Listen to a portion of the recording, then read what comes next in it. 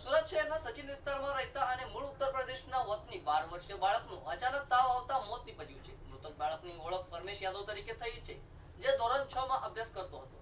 પ્રાપ્ત વિગતો અનુસાર ગઈકાલે પરીક્ષાને કારણે શાળા બંધ હોવાથી પરમેશ ઘરે જ હતો. દિવસ દરમિયાન તે સામાન્ય રીતે સ્વસ્થ હતો, પરંતુ રાત્રિના સમય અચાનક તેને તાવ ચડ્યો હતો, જેના કારણે પરિવારજનોમાં ચિંતા ફેલાઈ ગઈ હતી. તાત્કાલિક પ્રાથમિક સારવાર માટે પરિવારજનોએ તેને નજીકના ખાનગી ડોક્ટર પાસે લઈ ગયા હતા, જ્યાં પ્રાથમિક તપાસ અને દવાઓ આપવામાં આવી હતી. પરંતુ થોડા સમયમાં તેની તબિયત વધુ બગડતા પરિવારજનોએ વિલંબ કર્યા વિના તેને ખાનગી હોસ્પિટલમાં ખસેડ્યો હતો, જ્યાં ડોક્ટરોએ તેની સ્થિતિ ગંભીર હોવાનું જણાવી સારી સારવાર માટે સિવિલ હોસ્પિટલ લઈ જવાની સલાહ આપી હતી. ત્યારબાદ 108 એમ્બ્યુલન્સની મદદથી પરમેશને તાત્કાલિક સિવિલ હોસ્પિટલ ખસેડવામાં આવ્યો હતો, પરંતુ દુર્ભાગ્યવશ રસ્તામાં તેનું મોત નીપજ્યું, જેના કારણે પરિવાર પર આકાશ તૂટી પડ્યું.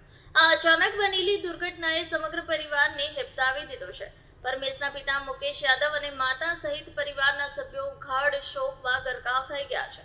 પરિવારમાં તેના 2 અન્ય ભાઈ બહેનો પણ છે, જેઓ પરમેશના અચાનક નિધનથી ભારે આઘાતમાં છે.